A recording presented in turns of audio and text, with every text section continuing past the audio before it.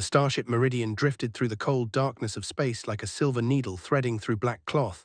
Lieutenant Commander Daniel Brooks stood at the observation window and watched the distant stars burn in silence. He had served on this ship for 7 years, and he knew every corner of it like he knew his own hands. He knew every face in the crew and every name on the roster. So when Dr. Maya Collins transferred aboard from Earth Station Gamma 3 months ago, he noticed her right away. She was not like the others. She kept to herself in ways that made people whisper. She worked in the medical bay with quiet hands and careful eyes, and she never joined the crew for meals in the mess hall. She never shared stories about her family or her home or her past. The other officers said she was cold and distant. They said she was probably running from something painful. Daniel watched her when she did not know anyone was looking, and he saw something different. He saw a woman carrying a weight that ordinary people could not understand. Captain Lisa Grant called a senior staff meeting that morning. The Meridian was on a diplomatic mission to the outer systems, and they had received a distress signal from a vessel near the nebula. They were ancient allies of humanity. They were tall beings with silver skin and eyes like liquid mercury. They had 3 hearts beating inside their chests, and they lived for centuries. Their ship, called the Ascending Light, had been attacked by raiders, and it was now drifting without power. Daniel led the first boarding team across the gap between the 2 ships. The airlock hissed open and the smell hit him immediately. It was the smell of death and burning metal and something else that made his stomach turn. The corridors of the Ascending Light were painted with streaks of pale gold blood. Bodies lay scattered on the floor like fallen statues. Their silver skin had turned grey and their eyes stared at nothing. The raiders had been brutal and efficient. They had taken what they wanted and killed everyone who stood in their way. Daniel moved through the wreckage with his team close behind him. They checked every room and every corner, but they found only corpses. The silence pressed down on them like a physical weight. Then they reached the command deck. Ambassador lay slumped against the navigation console. He was ancient even by standards, and his robes were torn and stained with his own golden blood. His attendants surrounded him, and they were all dead, but still breathed. Daniel could see the faint rise and fall of his chest. He could hear the weak flutter of one heart still struggling to beat while the other 2 had gone silent. Daniel called for medical support immediately. He knelt beside the ambassador and tried to keep him stable while they waited. His eyes flickered open for a moment, and he looked at Daniel with something like recognition. Then his eyes closed again, and his breathing grew weaker.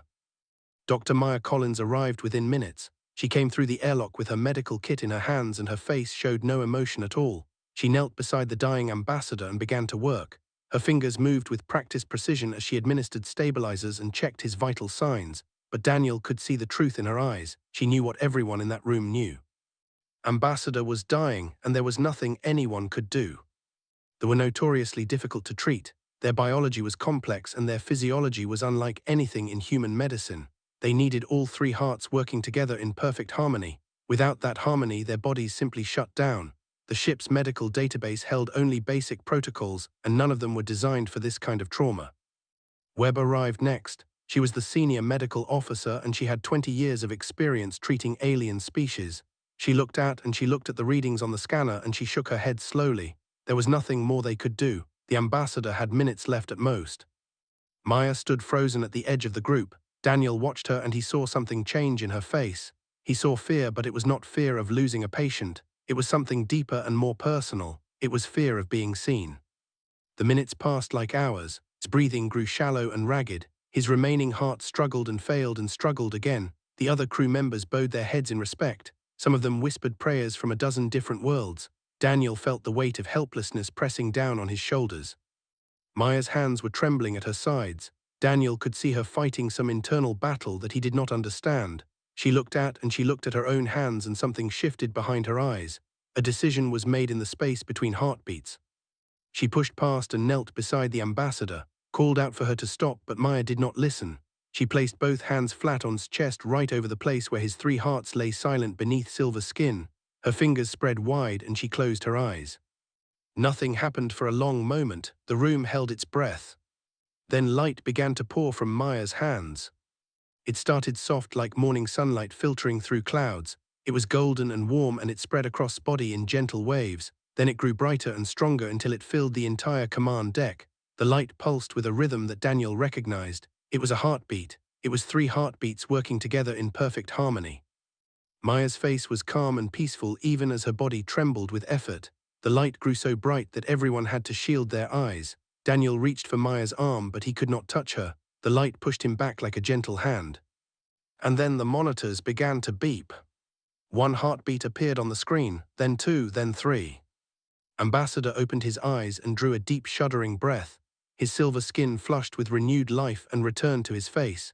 He looked up at Maya, and his ancient eyes went wide with something that looked like recognition and wonder and fear all mixed together. Maya collapsed without warning. Daniel caught her before she hit the floor. She was unconscious and her skin was hot to the touch. Her pulse raced beneath his fingers, but she was breathing. She was alive. Sat up slowly with help, he stared at Maya's unconscious form for a long moment. When he spoke, his voice was deep and resonant with centuries of wisdom and experience. "She is no human," he said. "She is something far older, something we believed was lost to the ages forever." Daniel looked down at the woman in his arms. He thought he had known her. He thought she was just another doctor with a quiet nature and a mysterious past. Now he understood that he had never known her at all. The universe had just revealed a secret that would change everything. Maya woke in a private medical chamber aboard the Meridian. The lights were dim and soft and machines quietly around her bed. She felt weak, like someone had drained all the strength from her bones. Her head ached and her hands tingled with a strange numbness that slowly faded as she blinked her eyes open. She was not alone. Captain Lisa Grant stood at the foot of her bed with her arms crossed over her chest. Her face showed a mixture of concern and suspicion, and something else that Maya could not quite read. Webb stood beside her, checking the monitors and avoiding eye contact, and Daniel sat in a chair right next to Maya's bed. He looked tired, like he had not slept in a very long time. When Maya's eyes met his, he did not look away. Ambassador was there too. He stood near the door with his silver hands clasped in front of him. His 3 hearts beat strong and steady inside his chest. Maya could feel them pulsing with life. She could feel the life force in everyone in the room, just like she had always been able to feel such things. The difference was that now they knew about her gift. "How long was I unconscious?" Maya asked, and her voice came out rough and dry. 6 hours, Daniel said. He leaned forward in his chair and his eyes searched her face. "You scared us, you scared me." Maya looked away from him. She could not bear the weight of his concern. She had spent her whole life hiding what she was, and now the secret was out. There was no going back. There was no pretending anymore. Captain Grant spoke, and her voice was calm but firm. "Dr. Collins, I think you owe us an explanation. What happened on that ship was not normal medicine. What you did should not be possible. I need to understand what I am dealing with here." Maya closed her eyes for a moment. She thought about running. She thought about lying. She thought about all the years she had spent pretending to be ordinary. None of those options would work anymore. The truth was the only path left. "My name is not Maya Collins," she began, "at least not originally. I was born Maya in a small town in Oregon 31 years ago. My mother was human. She was a schoolteacher with kind eyes and a gentle voice. She died when I was 7 years old. My father disappeared shortly after that, and I grew up in foster homes, never understanding why I felt so different from everyone around me."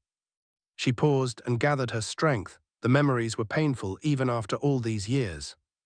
"I could always feel things that other people could not feel," she continued. "I could sense when someone was sick or hurt. I could feel the life inside every living thing, like a warm glow that only I could see. When I was 18, I discovered that I could do more than just feel. I could heal. I touched a dying bird in the backyard of my foster home and it flew away healthy and strong. I healed cuts and bruises on the other children without anyone knowing. I kept it secret because I was afraid." Ambassador stepped forward, and his silver face was soft with something like reverence. He spoke, and his voice carried the weight of centuries. "You are," he said, "the last of a race we believed had vanished 10,000 years ago. The first healers. The first to teach the galaxy that life was sacred above all other things." Maya slowly. She had learned that name from the texts her father left behind. He had hidden them in a safety deposit box with her name on it. She found them when she turned 21. Ancient documents written in languages that should have been impossible to read. But she understood every word as if they were written in plain English. There were beings of pure life energy, she explained. They walked among the stars long before humanity crawled out of the oceans. They could give life and restore it and even create it from nothing. They were healers and guardians, and they believed that every living thing deserved a chance to grow and thrive. But something happened to them. The texts were not clear on what. They scattered their essence across the galaxy, hoping that one day their legacy would be reborn in new forms. Captain Grant uncrossed her arms and her expression softened slightly. "And you are that legacy." "My father was," Maya said. "I do not know how he survived or why he chose to live among humans. I never got the chance to ask him, but he loved my mother, he loved me, and he left me everything I needed to understand what I am." Daniel reached out and took her hand. His touch was warm and steady, and Maya felt tears prick at the corners of her eyes. She had never let anyone get this close before. She had never trusted anyone with her secret. "Why did you hide?" asked. Her voice was gentle now and the suspicion had faded from her eyes. "You could have helped so many people." Maya looked at her with sadness in her eyes. "Because I was afraid of exactly this. I was afraid of being studied and tested and turned into a weapon. I was afraid of people seeing me as something other than human. I joined the fleet because I wanted to help people. I became a doctor because healing is the only gift that truly matters to me. But I wanted to do it on my own terms. I wanted to be seen as Maya the person, not Maya the miracle." The room fell silent. Everyone understood her fear, even if they did not fully agree with her choice. Ambassador moved closer to the bed and bowed his head in a gesture of deep respect. "You saved my life," he said. "You pulled me back from the darkness when all three of my hearts had stopped. I have lived for over 800 years and I have never witnessed anything like what you did. There were legends to my people, stories we told our children to give them hope. To stand before one now is an I cannot properly express." Maya felt the weight of his words settle on her shoulders. She had never wanted to be a legend. She only wanted to help people and live a quiet life, but fate had other plans. Captain Grant spoke again and her voice was thoughtful. "The question now is, what do we do with this information? Word will spread, it always does. People will want to find you, some will want to worship you and some will want to use you. We need to decide how to handle this." Daniel squeezed Maya's hand. "Whatever we decide," he said, "we do it together. You are not alone in this anymore."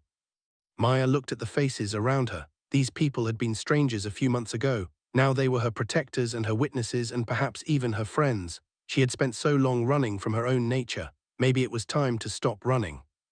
She did not know what the future held. She did not know how the galaxy would react to the news of her existence. But for the first time in her life, she felt something other than fear. She felt hope. News traveled fast across the stars. Encrypted messages flew from ship to ship and station to station like whispers carried on solar winds. Within 3 days, the entire sector knew about the human woman who could bring the dead back to life. Within a week, the story had reached every corner of the known galaxy. Some called it a miracle. Religious leaders from 100 different worlds spoke of ancient prophecies fulfilled. Scientists demanded proof and access and the chance to study this impossible phenomenon. Ordinary people lit candles and said prayers and hoped that this healer might one day touch their lives. Others saw opportunity. The Dominion received the news in their fortress world deep in the outer territories. They were a species built for war and conquest. Their bodies were massive and covered in thick grey armor. Their eyes glowed red like dying embers and their hearts knew nothing but hunger for power.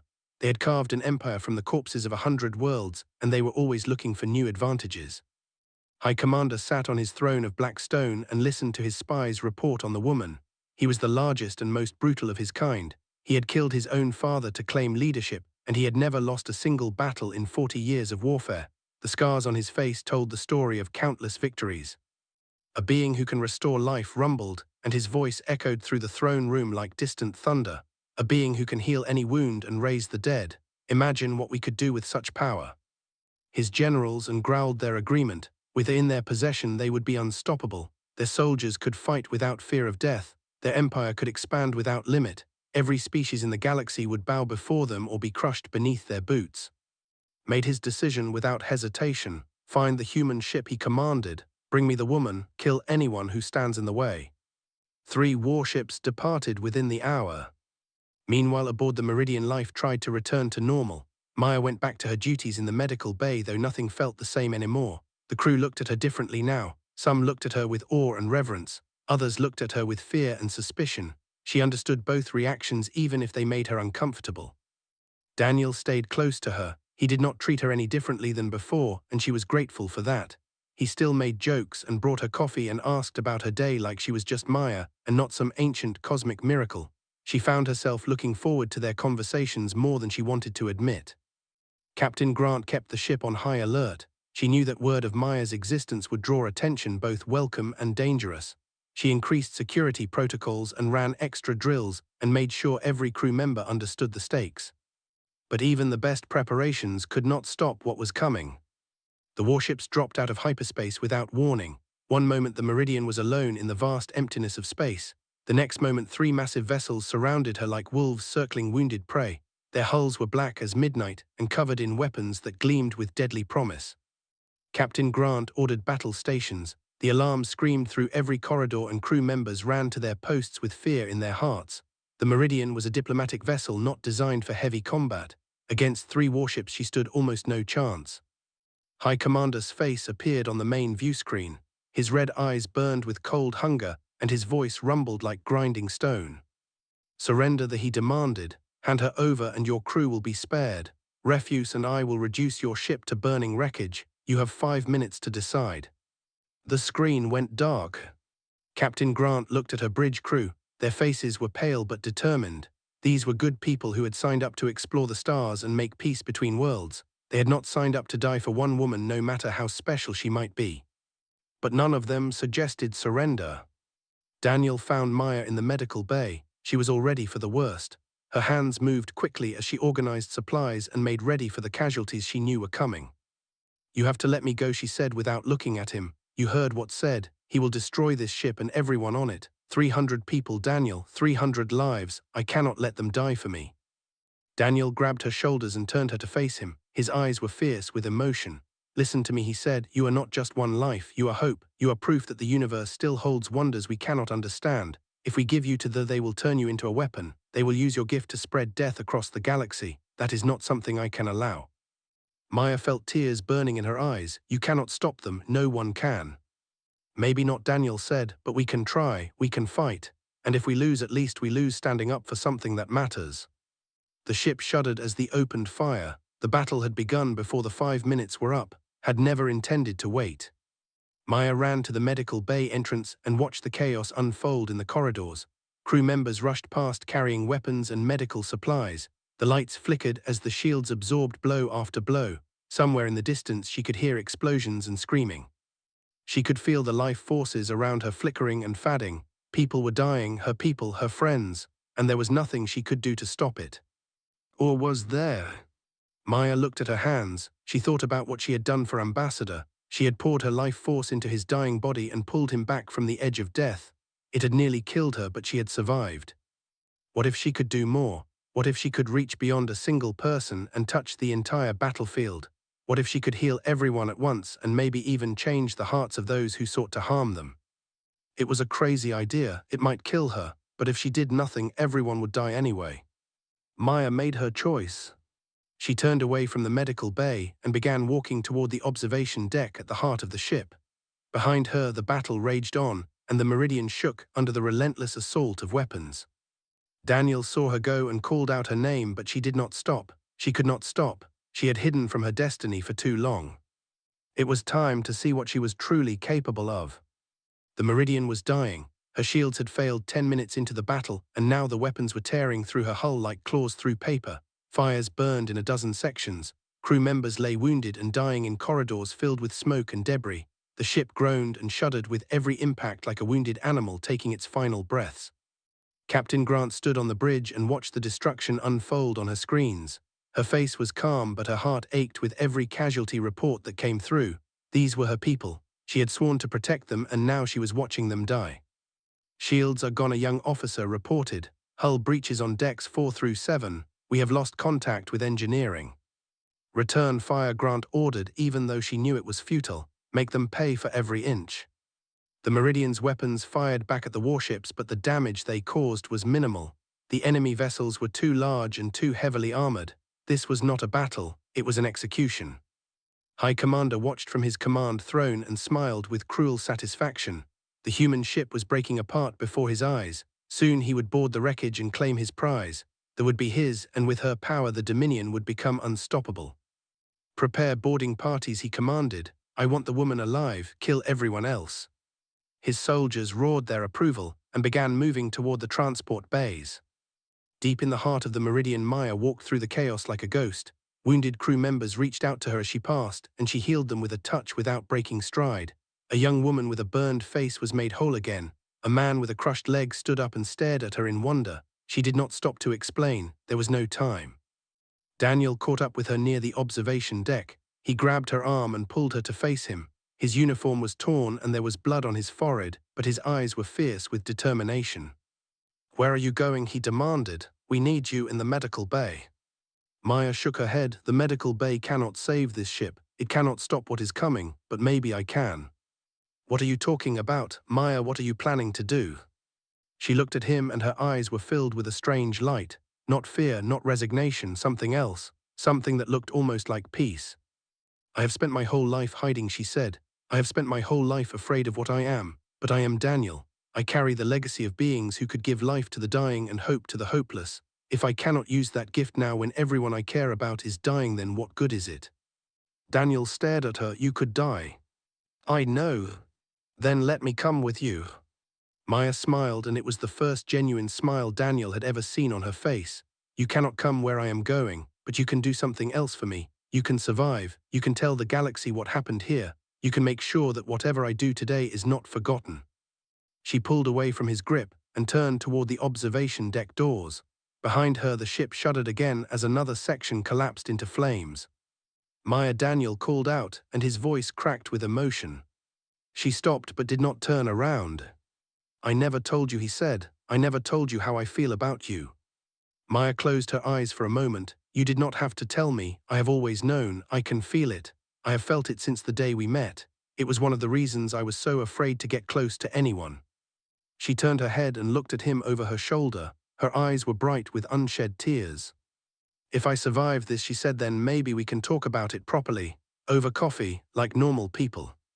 Daniel tried to smile, but his heart was breaking. "I will hold you to that."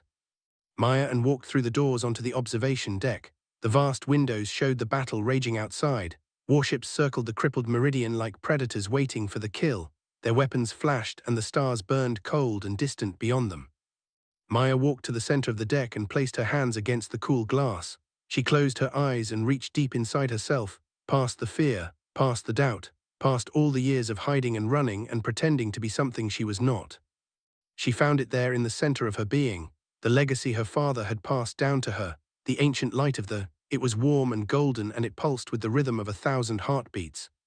Maya had only ever touched one person at a time before. She had only ever healed single wounds and restored single lives, but now she opened herself wider than she had ever dared.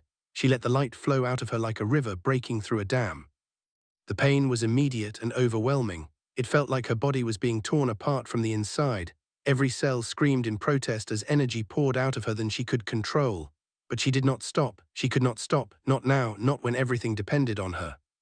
The light spread through the meridian first. It flowed through the corridors and the cabins and the damaged sections. It touched every wounded crew member and healed them in an instant. Broken bones mended, burns faded, hearts that had stopped began to beat again. The dead opened their eyes and drew breath and wondered what had happened.